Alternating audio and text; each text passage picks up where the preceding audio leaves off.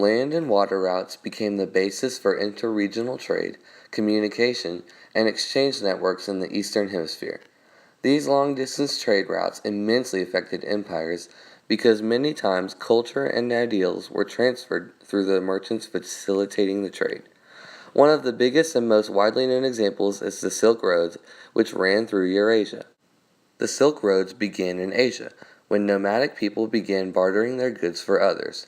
Slowly, this regional trade transformed to include most of Eurasia in the transactions. This benefited everyone from merchants, who may have made a living selling goods not available to their region, to empires, who received goods they might lack in their own lands. Many merchants traveled parts of the way to exchange their goods for others that seemed more desirable to them. These routes carried many luxury items because of its efficiency, but also merchants had to be aware of thieves as well. One of the main luxury items was silk. The Chinese culture developed a way to create the most beautiful silk of all, and they would trade it to other regions willing to pay for it. This is how these trade routes got their name. Another trade route was the Indian Ocean trade routes that traveled through the Indian Ocean. Unlike the Silk Roads, these routes traveled on the oceans, making some of the technology used in land trade obsolete. Trade began to utilize ships and other inventions to travel across the oceans to their customers. Some common products on the market were cotton textiles, dye, and paper. One interesting factor the merchants had to pay attention to was the weather patterns. In India and the regions around it, monsoons affected daily lives. Monsoons were strong winds that oftentimes blew in rain. Because of this, merchants had to depart on their journey with the winds, which would make their journey faster. Otherwise, the winds could be blowing against them, which would cause them to make the trip unnecessarily longer. In the end, the land and water routes used for trade impacted communication and exchanges between people. New technologies facilitated long-distance communication and exchange. Innovations in this time period caused many improvements in the lives of both trade and communication. One example is the domestication of animals that would help in everyday tasks. To prove this, camels were used as herd animals at first, meaning that they were either wild or only kept around to provide for food and other provisions. Now, in this time period, camels were domesticated to carry the load on long-distance trades. This way, more goods could be carried at once now that these animals were burdened with the weight instead of other humans.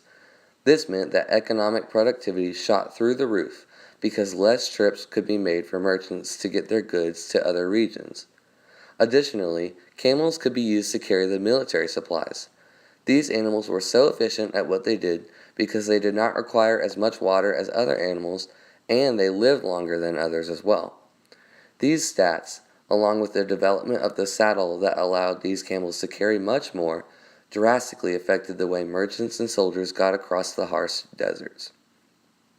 Another cause of long-distance communication and trade is the development of maritime technologies and ideas.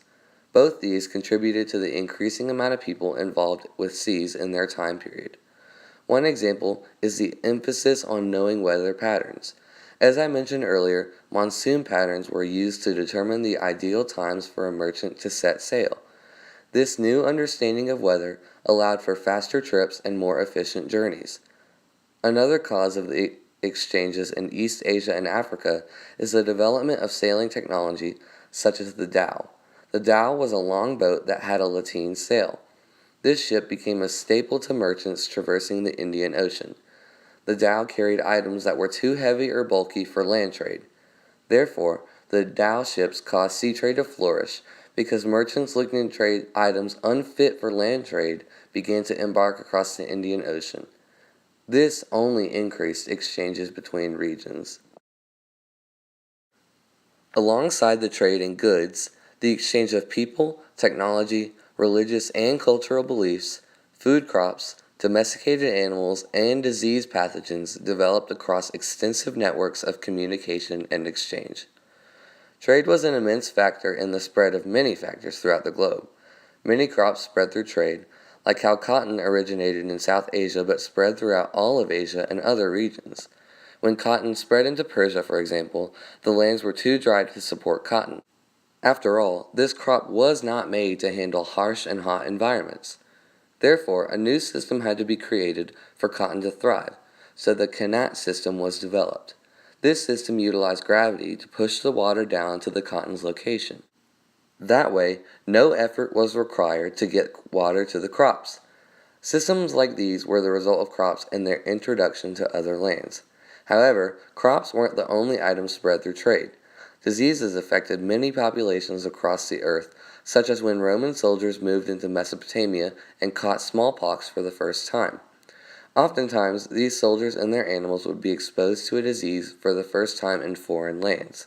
Since their bodies had never experienced this illness before, their immune system was not built to handle this disease.